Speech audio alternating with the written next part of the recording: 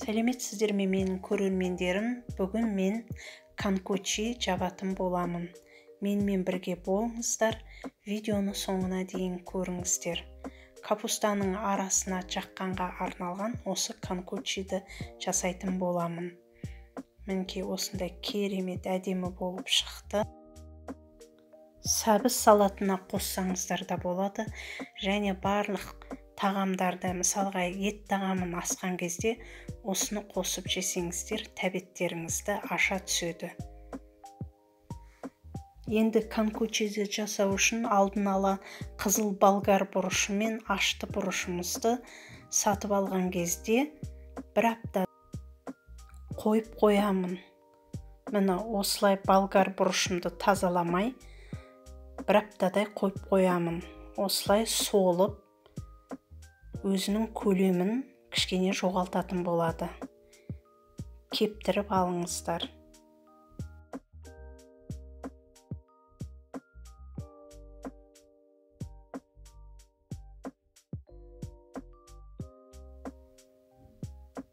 Жуып тазалап алғаннан кейін бәрін құрғатып кептіремін.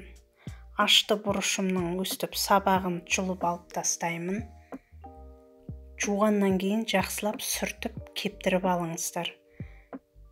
Құрғақ болсын. Сарымсағымды алдым. Барлығын тазалап, өстіп кептіріп аласыздар.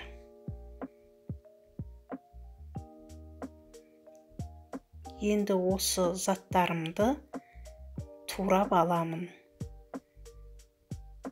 Ұсақтап турап аламын. Блендерге кішкене оңай болу үшін осылай ұсақтап турап дайындап аламын.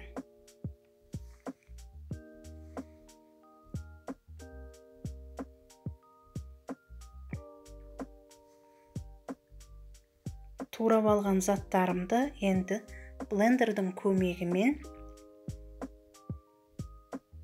майдалаймын. Бізге енді блендердің көмегі керек болады. Міне осылай барлығын блендердің көмегімен майдалап алдым.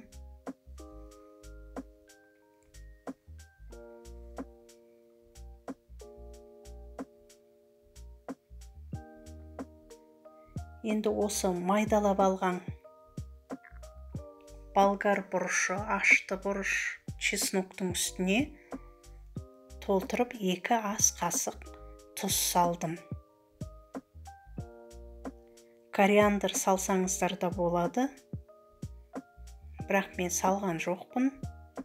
Өздеріңіздің қалауларыңызға қарай салам десеңіздер, өздеріңіз білесіздер. Тұзды салғаннан кейін жақсылап араластырдым. Кішкене қойып, тағы да жақсылап араластырыңыздар. Тұзы жақсы еру керек.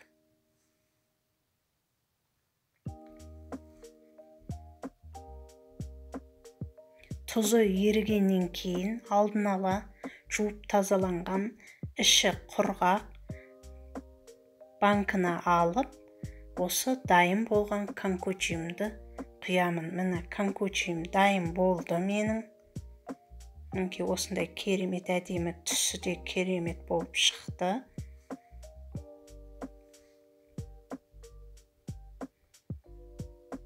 Банкіме салып, толтырып аламын.